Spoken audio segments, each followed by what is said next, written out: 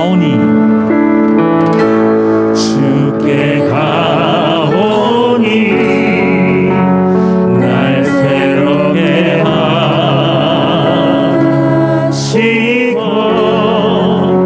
주의 은혜를 부어주소서.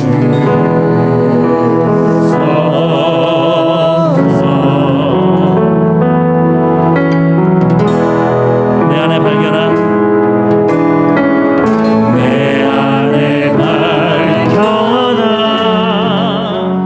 나의 연약함 모두 벗어지리라. 주의 사랑으로 한 번 더 고백합시다. 주께 가오니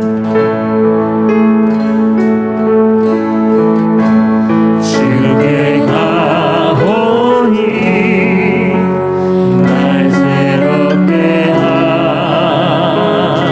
하시고 주의 은혜를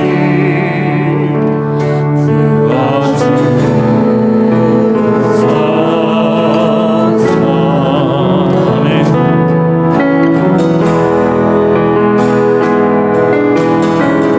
내 안에 밝혀나 나의 연약함 모두 벗어지리라. 주의 사랑으로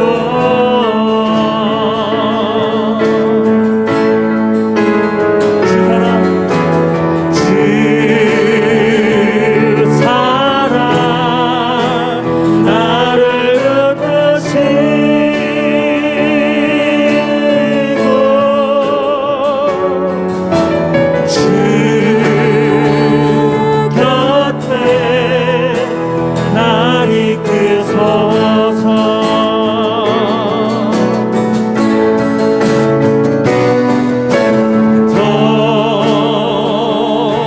독수리 날개쳐 올라가듯 나 주님과 함께 일어나 거리니 주의 사랑 안에. 한 번 더 올라갑시다. 주 사랑 주 사랑 나를 붙드시고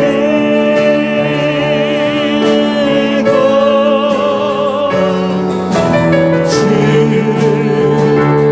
곁에 날 이끄소서.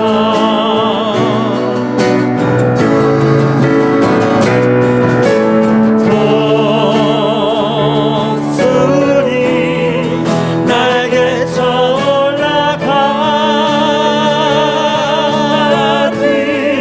나 주님과 함께 일어나 걸으니 주의 사랑 안에.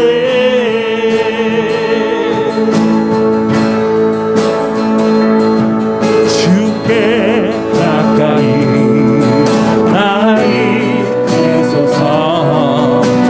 저리 주님만을 원합니다. 채워주소서. 주의 사랑이 진정한 찬양 드릴 수 있도록 주께 가까이 날 이끄소서. 간절히 주님만을 원합니다. 채워주소서. 주의 사랑이 진정한 찬양 드릴 수 있도록 나의 영혼 주를 부르니 나의 맘만 주소서. 주님만을 원합니다.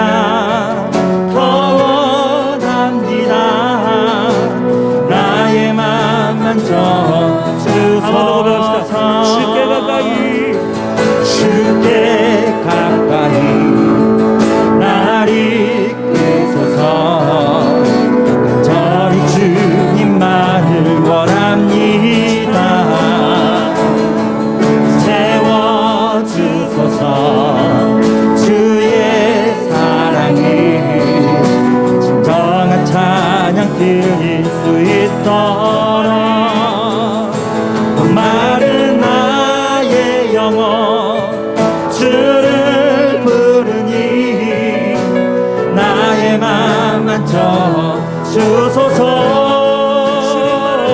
주님만을 원합니다. 더 원합니다. 나의 맘 만져 주소서. 목마른 나의 영혼 주를 부르니 나의 맘 만져 주소서. 주님만을 원합니다. 더 원합니다. 나의 맘 만져 주소서. 나의 맘 만져 주소서. 나의 맘 만져 주소서.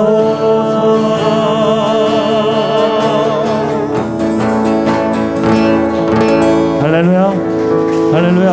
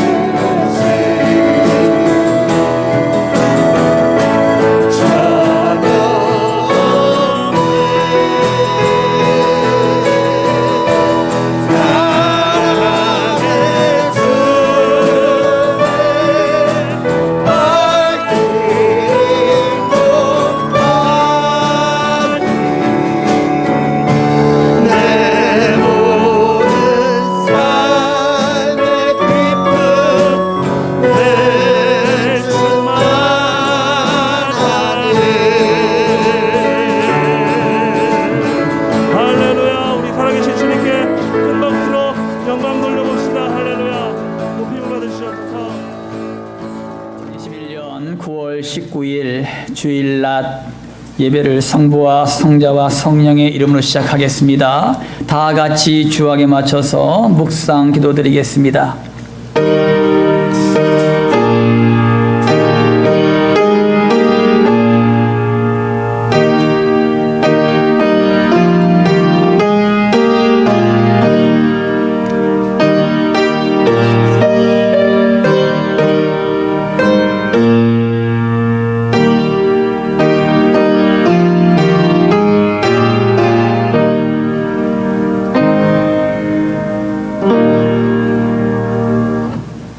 할렐루야. 주오신 아버지 하나님, 주님의 사랑과 은혜를 감사드립니다.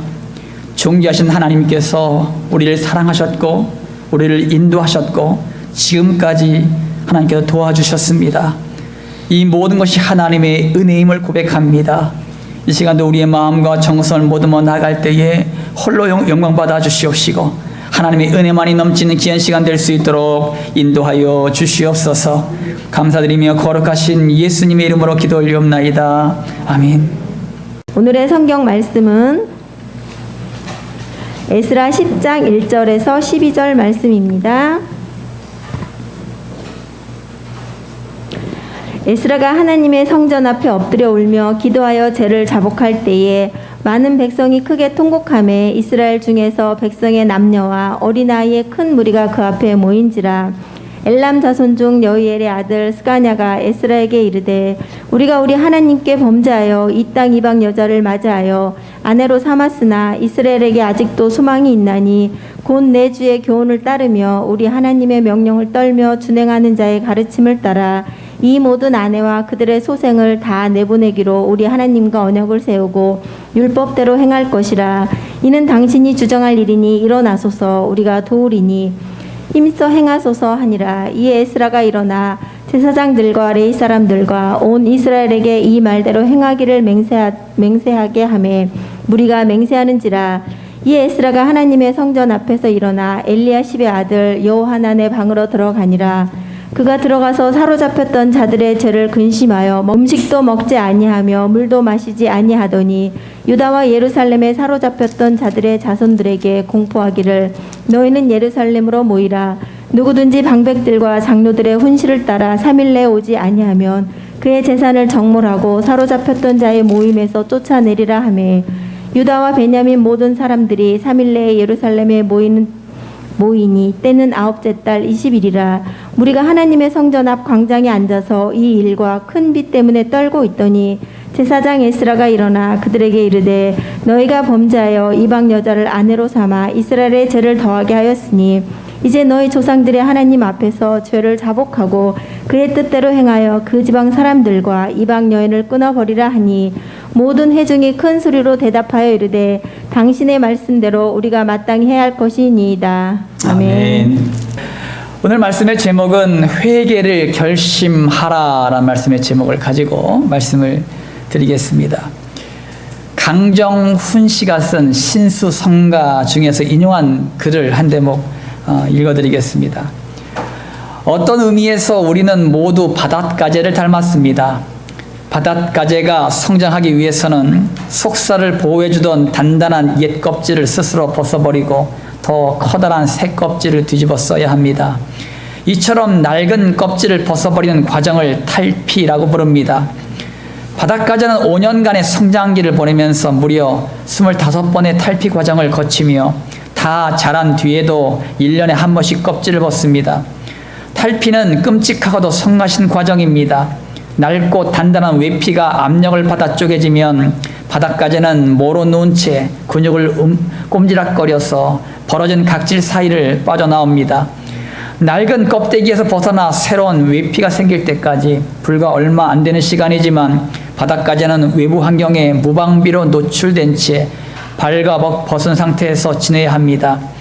명실상부한 그리스도인으로 성장하는 과정도 마찬가지입니다. 낡고 단단한 껍질을 벗어버리고 하나님이 우리를 새로운 곳으로 데려가실 수 있도록 자신을 내어드려야 합니다. 캐캐 묵은 관습을 벗어나자면 한꺼번에 밀려드는 괴롭고 고된 일을 감당해야 합니다. 물론 모험적이고 두려운 결정이긴 합니다. 그러나 먼저 자신을 움직이면 곧바로 다른 이들과 교감할 수 있으며 결국 교회가 달라집니다. 간단히 말해서 하나님이 변화시켜 주시도록 자신을 맡기는 그 고단한 일을 감당해 나가다 보면 시스템 전체를 바꿔놓을 수가 있다는 뜻입니다. 여러분, 오늘 본문 말씀의 배경은요, 에스라가 제2차 포로 귀환으로 예루살렘에 도착해 보니까 이스라엘 백성들의 영적 상태가 심각했습니다. 이스라엘 백성들은 하나님이 금지한 이방 여인들과 통혼함으로 타락해 있었습니다. 열왕기상 11장 2절 말씀 가운데에 그것을 금지하는 법이 나오는데, 여호와께서 일찍이 이 여러 백성에게 대하여 이스라엘 자손에게 말씀하시기를 너희는 그들과 서로 통혼하지 말며 그들도 너희와 서로 통혼하게 하지 말라. 그들이 반드시 너희의 마음을 돌려 그들의 신들을 따르게 하리라 하셨으나 솔로몬이 그들을 사랑하였더라. 여러분, 하나님께서는 분명하게 이방 여인들과 결혼하지 말라, 이것을 명했습니다. 그런데 여러분, 솔로몬 왕 여러분 기억하시지요? 솔로몬 왕은요 그것을 어겼습니다. 본처가 300명이요 첩이 700명입니다. 1000명의 아내를 거느리고 있었는데 대부분 이방 여인들이었습니다. 결국은 그 이방 여인들이 섬겼던 우상들을 다 갖고 왔어요. 그래가지고 여러분, 솔로몬 성전, 그러니까 하나님의 성전 안에까지 여러분 우상들을 갖다 놨습니다. 그러니까 솔로몬 말년에는요 엄청난 타락된 그런 상태였습니다. 이것은 솔로몬의 하나님의 말씀을 어긴 결과물이었습니다. 여러분 본문 말씀에서 마찬가지예요. 에스라가 제2차 포로 귀환을 이뤘는데 타락한 이스라엘 백성들의 모습을 봤다는 겁니다. 근데 더 심각한 문제는요, 이것이 죄인 건지도 모르고 민족 지도자들과 종교 지도자들 그리고 평민에 이르기까지 이방 여인들과 통혼하고 있었다는 것입니다. 이 문제를 끌어안고 에스라는 금식하며 기도합니다. 민족의 죄가 자신의 죄인 양 머리와 수염을 쥐어 뜯으면서 옷을 찢으며 회개하며 기도했습니다. 이 기도에 하나님의 영이 백성들을 감동케 하시사 회개하며 주님께 돌아오게 되고 이방 여인과 그의 소생들을 다 내보내기로 결심합니다.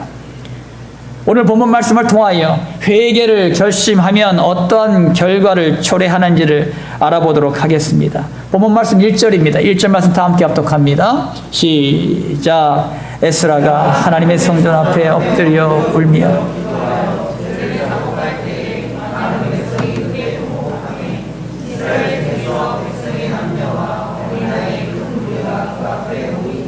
아멘. 백성들의 죄를 목도했을 때 에스라는 어떻게 반응합니까? 에스라는 하나님의 성전 앞에서 엎드려 울며 기도하며 죄를 자복합니다. 민족의 죄가 자신의 죄인 양 하나님 앞에서 통곡하며 죄를 자복하고 있습니다.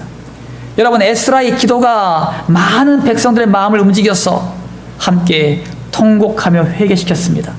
에스라의 기도는 백성들에게 결단하게 하고 하나님의 뜻을 행하도록 결심하게 합니다. 단 한 사람의 회개가 민족을 살린 것입니다. 따라합니다. 한 사람의 회개가 공동체를 살린다. 한 사람의 회개가 공동체를 살린다. 여러분, 사사시대 때 엘리멜렉과 그의 아내 나호미는 두 아들 말론과 기럨과 함께 흉년을 피하여 자기 고향인 유다 베들레헴을 떠나 모압 지방으로 이사를 갑니다. 모압 지방에서 엘리멜렉이 죽고 두 아들은 모압 여인들과 결혼을 했습니다. 그 아내들의 이름은 오르바와 루시였습니다.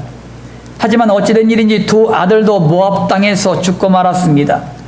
결국 나오미와 두 며느리들밖에 남지 않았습니다. 이때 고향에서 들려오는 소식이 있었어요. 여호와 하나님께서 자기 백성들을 돌보시사 양식을 풍성하게 주셨다는 것이었습니다. 이 복된 소식을 들은 나오미의 반응이 룻기 1장 6절에 나옵니다. 그 여인이 모압 지방에서 여호와께서 자기 백성을 돌보시사 그들의 양식을 주셨다 함을 듣고 이에 두 며느리와 함께 일어나 모압 지방에서 돌아오려 하여. 아멘. 여러분, 엘리멜렉과 나오미의 가정은 처음부터 잘못된 길로 접어들었습니다. 영적으로 눈이 어두워 자신들의 모습을 보지 못했고 모두 이른 뒤에야 비로소 깨닫게 되었습니다. 여러분, 이 시대가 무슨 시대입니까? 사사시대입니다. 베들레헴에 크게 흉년이 들었다는 것은 이스라엘 백성들이 범죄함으로 하나님의 징계가 시작됐다는 것을 뜻하고 있는 것입니다. 그러면 엘리멜렉과 나오미는 고향을 떠나는 것이 아니라 민족의 죄를 자백하며 하나님께 나아가야 했습니다. 그런데 그들은 하나님께서 기업으로 주신 그 땅을 떠나 모압으로 이주한 것입니다. 또한 두 아들인 말론과 기륜을 이방 여인들과 결혼을 시켰습니다. 이것은 하나님의 말씀에 어긋나는 행동이었습니다. 결국 나오미는 남편과 두 아들을 모두 잃은 후에야 잘못된 길로 왔음을 깨닫게 됩니다. 1장 6절 말씀에 이에라는 단어를 주목하십시오. 나오미는 그 고통의 땅, 모든 것을 잃어버린 이방 땅에서 고향으로 하나님의 품으로 돌아가겠다는 결단이 이에라는 단어로 표현된 것입니다. 비록 고향을 떠날 때는 거부가 되길 꿈꾸며 떠났지만 고향으로 돌아오는 나오미는 모든 것을 다 잃고 이방 여인인 룻과 함께 돌아오는 신세가 되었습니다. 하지만 하나님은 회개하고 돌아온 나오미를 축복하시사 이 룻과 보아스를 통하여 오벳을 낳고 오벳을 통해 이새를 낳고 이새를 통해서 다윗을 낳게 하셨습니다. 사랑하는 성도 여러분, 여러분 가정은 어떻습니까? 우리의 가정은 가능성이 없다고 좌절하지 마십시오. 우리의 교회는 소망이 없다고 단정짓지 마십시오. 우리의 나라는 회복 불가능하다고 불평하지 마십시오. 이 모든 것을 하기 전에 하나님 앞에 진실하게 회개하는 한 사람이 되십시오. 오늘 말씀을 통하여 말씀을 듣고 이에 결단하고 행하는 일에 동참하십시오. 에스라 한 사람의 회개가 공동체의 회개로 이어졌고 민족을 회복시키는 원동력이 되었습니다. 지금 이 시대에 우리가 할 수 있는 것은 소망을 잃어버리고 절망 가운데에 있었던 나오미 가정이 회개하며 돌이킴으로 다시 부흥케 된 것처럼 여러분 모두가 가정의 아픔을 끌어안고 교회의 나약함을 끌어안고 나라의 고통을 끌어안고 회개의 자리로 나아가는 것입니다. 여러분 자신이 하나님의 말씀을 듣고 이에 일어나 회복의 원동력으로 세워지시길 주님의 이름으로 축원합니다. 또한 회개를 결심하면 어떠한 결과를 초래합니까? 3절 말씀입니다. 3절 말씀 다 함께 합독합니다. 시작. 곧 내 주의 교훈을 따르며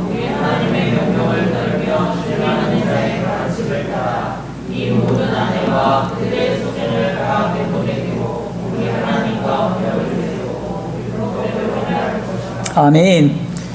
이스라엘 백성들은 에스라가 선포한 하나님의 말씀 앞에 순종하기로 결단합니다. 이스라엘 백성들은 통혼했던 이방인 여인들과 그들의 자녀들까지 내보내기로 결심합니다. 여러분, 이 결심은 매우 힘든 결단이었을 거예요. 아무리 이방 여인이라 하더라도 결혼을 했잖아요. 결혼하고 스라의 자식을 두었습니다. 그런데 여러분 하나님의 말씀을 듣고 이 이방 여인을 내보내는 것까지는 좋아요. 근데 자녀들까지 내보내야 됐습니다. 그러니까 쉬운 결단은 아니겠지요. 하지만 하나님의 말씀 앞에 선 이스라엘 백성들은요, 뼈를 깎는 고통 가운데서도 순종하며 나아갔습니다. 이것이 진정한 회개입니다. 따라합니다. 진정한 회개는 실천을 동반한다. 진정한 회개는 실천을 동반한다. 실천이 결여된 회개는 단순한 후회에 불과합니다. 후회는 생각만 하는 것이지 행동까지 이어지지 않습니다. 그러므로 진정한 회개는 생각과 마음뿐만 아니라 실천까지 이어진다는 것입니다. 여러분 누가복음 15장에는요 우리가 잘 알고 있는 탕자의 비유가 나옵니다. 두 아들을 둔 한 가정이 있었어요. 그런데 둘째 아들은요, 자기 자신만 아는 아주 탐욕적인 사람으로서 아버지에게 유산을 받아서 타국에서 허랑방탕하게 모든 재산을 다 탕진하고 어느 집에 종으로 팔려가서 돼지를 치는 사람이 되었습니다. 그 지역에 큰 흉년이 들었는데 탕자는요, 먹을 것이 없어서 돼지가 먹는 쥐염연매를 배를 채우고자 하는데 그것까지도 없었습니다. 얼마나 비참한 삶이겠어요. 그런 비참한 삶 가운데 가만히 생각하고 있으니까 자기 아버지는 거부거든요. 자기 아버지는 거부요. 비록 지금 타국에 와가지고 아버지의 유산을 다 탕진해버리고 종으로 팔려와서 이 돼지는 이스라엘 유대인들이 부정한 짐승이라 여기는 짐승입니다. 돼지를 치는, 결국은 이 돼지가 먹는 쥐염연매도 없어서 못 먹는 그런 비참한 삶을 살고 있습니다. 종으로 가서 아버지 품에 있으면 이렇게 굶주리지 않을 것이다. 그래가지고 돌아가기로 작정을 합니다. 그리고 그는 결단하게 되지요. 누가복음 15장 20절 말씀 가운데 보면은 이에 일어나서 아버지께로 돌아가니라. 아직도 거리가 먼데 아버지가 그를 보고 측은히 여겨 달려가 목을 안고 입을 맞추니. 아멘. 여러분, 이 탕자도요 일어납니다. 이걸 깨닫자마자 이에 일어나서 아버지께로 돌아갑니다. 행동으로 움직였다는 거예요. 행동했다는 것입니다. 근데 돌아가고 지금 마을 어귀에 도착했는데 그 아버지가요 집에 계신 게 아니라 밖에 나와서 이 아들을 기다리고 있는 것입니다. 그러니까 멀리 아들의 모습이 보이니까 비록 허름해 보이지만 자기 아들이 맞거든. 그러니까 이 아버지가 신발도 신지 못하고 벗은 발로 다 뛰쳐나가가지고 그 아버지를 부둥켜 안고 울고 불고, 그리고 종들에게 시켜서 가락지를 끼워라, 신발을 신겨라, 새 옷으로 갈아입혀라, 잔치를 배설해라, 송아지를 잡아라. 여러분, 이 아들은 아버지 설에서 저는 아들의 자격이 없습니다. 아버지, 저는 아들이 아닙니다. 아버지 이스라엘 다 탕진해버린 아들이 아닙니다. 그러니 아버지 이스라엘에서 종으로도 있겠사오니 저를 받아주십시오. 비록 그렇게 아들은 말했지만 여러분, 아버지는 그게 아니잖아요. 그래도 아들이잖아요. 죽었다가 살아온 아들. 그 아들을 반갑게 맞아주고 그 아들에게 다시 아들의 직분을 회복시켜 주십니다. 여러분, 이 풍성한 삶을 이 은혜를 어찌해 누렸습니까? 그가 회개하고 결단하고 돌아왔기 때문이에요. 행동했기 때문입니다. 만약에 후회를 하고 그래, 아버지는 안 받아줄 거야, 그렇게 자포자기하고 좌절하고 그렇게 살았다면 거기서 그냥 죽는 것입니다. 그 하나님의 은혜를, 그 아버지의 은혜를 누리지도 못하고 그냥 삶을 마감할 수밖에 없는 것입니다. 그러므로 여러분, 회개라는 것은 행동까지 동반돼야 된다는 것입니다. 여러분, 우리가 잘 알고 있는 삭개오요, 삭개오. 예수님을 만난 삭개오는 그 당시에 세리장이었습니다. 그 당시에 세리는 로마에 빌붙어서 동족의 세금을 착취하여 로마에 바치고 자신의 부를 축적하는 민족의 반역자들이었습니다. 그 당시 이스라엘 백성들에게 삭개오는 매국노요, 죄인 중에 괴수였습니다. 하지만 삭개오는 예수님의 얼굴을 보고 싶다는 생각으로 돌 무화과 나무에 올라갔습니다. 그는 부자였지만 키가 매우 작은 핸디캡을 가지고 있었어요. 하지만 예수님의 얼굴을 보려는 일념으로 돌 무화과 나무에 올라간 것입니다. 그 모든 것을 아시는 예수님께서 나무 위에 있는 삭개오를 부르십니다. 삭개오야, 내가 네 집에 유하여야 하겠다. 깜짝 놀라죠. 내 이름은 어떻게 하실까? 내가 나무에 있는지 어떻게 하셨을까? 이 삭개오는 너무너무 기쁘고 감격하고 너무너무 행복해서 급히 내려와가지고 예수를 모시고 자기 집으로 갑니다. 여러분, 예수님은 이 민족의 원수요, 죄인인 삭개오의 집에 방문합니다. 이때의 삭개오의 반응이 놀랍습니다. 누가복음 19장 8절 말씀 가운데 보면 삭개오가 서서 주께 여짜오되 주여 보시옵소서 내 소유의 절반을 가난한 자들에게 주겠사오며 만일 누구의 것을 속여 빼앗은 일이 있으면 네 갑절이나 갚겠나이다. 아멘. 예수님을 만나기 전에 삭개오는 동족의 피를 빨아 자신의 배를 채우는 탐욕적인 사람이었습니다. 하지만 예수님을 만난 이후에 삭개오는 자신의 탐욕을 회개하며 자신의 소유의 절반을 가난한 자들에게 나눠주고 속여 빼앗은 일이 있으면 네 갑절로 갚았습니다. 이 사건은 진정한 회개는 실천이 동반된다는 것을 증명한 사건이라고 할 수가 있습니다. 사랑하는 성도 여러분, 하나님의 말씀에 순종으로 응답한 이스라엘 백성들은 소망이 있었습니다. 비록 아직은 온전한 포로교환이 이루어지지 않는 미완성된 나라였지만 회개와 결단과 순종으로 응답함을 보고 소망을 갖게 된 것입니다. 우리의 미래는 어떻습니까, 여러분? 여러분의 미래의 앞날이 암담합니까? 우리의 가정이 위기를 겪고 있습니까? 우리의 교회의 회복이 더딥니까? 직장 생활과 학교 생활에서 몸이 건조한 삶을 살고 계십니까? 여러분, 하나님의 말씀에 반응하십시오. 말씀의 찔림을 받으면 눈물 흘리며 통해 자복하십시오. 하나님의 말씀을 통해서 잘못된 길로 가고 있는 것이 확인되면 바로 돌이키십시오. 하나님의 말씀 앞에 행동으로 반응하십시오. 그러면 삶에 감사와 기쁨이 넘칩니다. 주님 안에 거하는 축복을 누리게 되고 삶의 전 영역에서 풍성한 하나님의 은혜를 날마다 경험하게 됩니다. 아담과 하와가 에덴 동산에서 하나님과 함께 말씀을 나눌 때는 항상 행복했습니다. 우리는 하나님과 말씀 언약으로 맺어진 관계예요. 그러므로 지금도 우리가 하나님의 말씀 따라 나아가기만 하면 행복한 미래가 보장되는 줄 믿으시기 바랍니다. 여러분 자신이 세상을 쫓던 자리에서, 탐욕을 찾던 자리에서 회개하여 하나님의 말씀에 순복하는 성도들이 되시기를 주님의 이름으로 축원합니다. 회개를 결심하면 어떤 결과를 초래합니까? 6절 말씀입니다. 다 함께 합독합니다. 시작. 이에 에스라가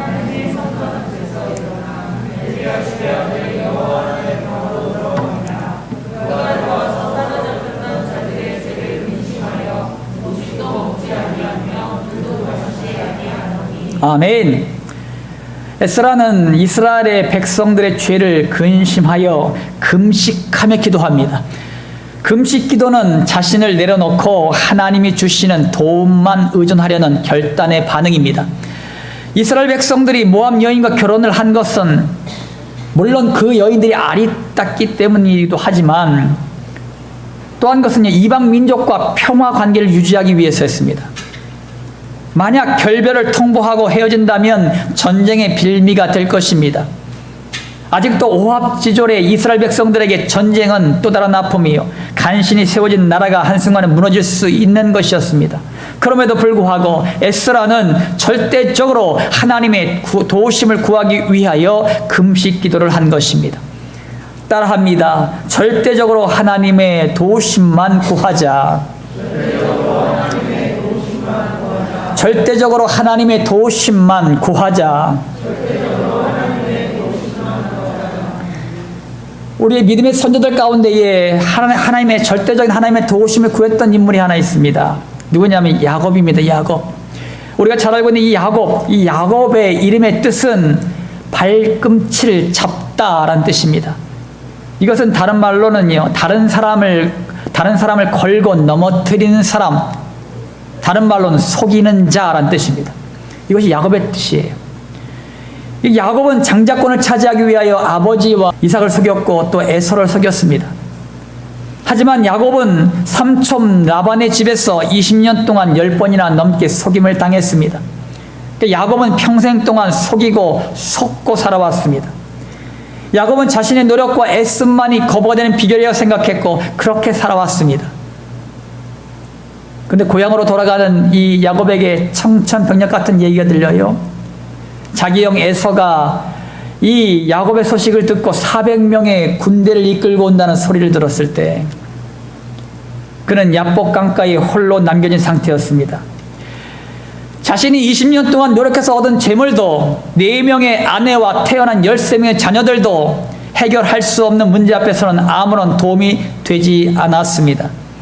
홀로 남겨진 야곱은 비로소 절대적으로 하나님의 도우심만을 구하는 기도를 하게 됩니다. 이것이 그 유명한 야복 강가의 기도입니다. 그곳에서 야곱은 하나님을 만나게 되고 하나님과 겨루어 이긴 승리자란 이름의 뜻으로 이스라엘이란 이름으로 개명하게 되지요. 속이는 자로 살았던 야곱이 하나님과 겨루어 이긴 승리자요 축복 인생으로 거듭난 것입니다. 이때부터 하나님은 야곱과 함께 하심으로 에서와 화해하게 하셨고 축복의 통로가 되게 하셨습니다. 여러분, 기도하는 자가 절대적으로 하나님의 도우심을 구하는 자입니다. 여러분 모두가 기도하는 성도가 되셔서 하나님의 도우심을 날마다 경험하는 성도들이 되시기를 주님의 이름으로 축원합니다. 여러분, 빌립보서 2장 6절에서 8절 말씀 가운데 보면은 여러분 예수님도 하나님을 전적으로 의지했습니다. 여러분 그 말씀 가운데 보면은 그는 근본 하나님의 본체시나 하나님의 동등됨을 취할 것으로 여기지 아니하시고 오히려 자기를 비워 종의 형체를 가지사 사람들과 같이 되셨고 사람의 모양으로 나타나사 자기를 낮추시고 죽기까지 복종하셨으니 곧 십자가의 죽으심이라. 아멘. 하나님도 철저히 자기 부인이 있었기에 이 땅에 예수님으로 오셨습니다. 예수님은 자기를 낮추시되 하나님의 뜻대로 십자가에서 죽기까지 복종하셨습니다. 우리 모두를 죄악에서 구원하시기 위해서 예수님은 십자가에서 죽으셨습니다. 그리고 우리에게 산소망을 주시기 위해서 다시 살아나셨습니다. 그러므로 우리도 자기 부인을 통하여 예수님을 닮아 나가시길 주님의 이름으로 축원합니다. 마태복음 16장 24절 말씀 가운데 보면 이에 예수께서 제자들에게 이르시되 누구든지 나를 따라오려거든 자기를 부인하고 자기 십자가를 지고 나를 따를 것이니라. 아멘. 하나님께서 우리를 예수 믿게 하시고 구원하신 이유는 단순히 나 자신만 구원하시기 위해서가 아닙니다. 하나님은 우리를 예수님의 제자로 부르셨습니다. 제자란 제자를 낳는 재생산을 한다는 뜻입니다. 예수님도 하나님 아버지를 절대적으로 의지하며 살았듯이 우리도 절대적으로 하나님만 구하며 살아가시길 주님의 이름으로 축원합니다. 사랑하는 성도 여러분, 회개를 결심하면 그때부터는 절대적으로 하나님만의 도우심을 구하게 되어 있습니다. 그러기 위해서는 예수님처럼 자기를 부인해야 합니다. 그래야 오로지 하나님만을 절대적으로 의지할 수가 있습니다. 여러분, 기도하는 자들이 어떤 사람들이 기도하는지 아세요? 기도하는 자들은요, 나는 할 수 없습니다. 나는 포기합니다. 나는 항복합니다. 이런 사람들이 기도합니다. 그러면 반대로 기도하지 않는 사람들은요, 내가 할 수 있습니다. 나는 가능합니다. 나는 잘할 수 있습니다. 내가 지금까지 가지고 있는 지식과 경험으로 넉넉히 이 모든 것을 행할 수 있습니다. 이런 사람들은 절대 기도하지 않습니다. 왜냐하면 자기 할 수 있기 때문이에요. 하지만 기도하는 사람들은요, 나는 하지 못합니다. 나는 포기합니다. 난 절대적으로 이 일을 할 수 없습니다. 하나님이 이 일을 하셔야 되겠습니다. 이런 사람들이 기도해요. 뭘 말합니까? 자기 부인이 있을 때 하나님을 전적으로 의지한다는 소리예요. 내가 부인되지 않으면, 내가 죽지 않으면 하나님을 의지하지 않는다는 것이에요.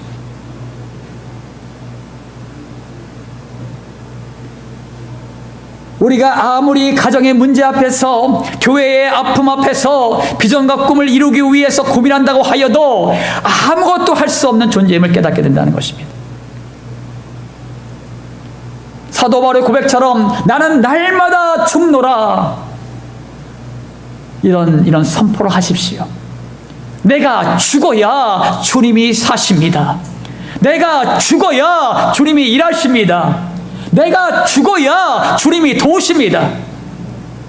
이제는 내 염려하는 모든 것을 내려놓고 하나님의 역사의 주인공들이 되시기를 주님의 이름으로 축원합니다.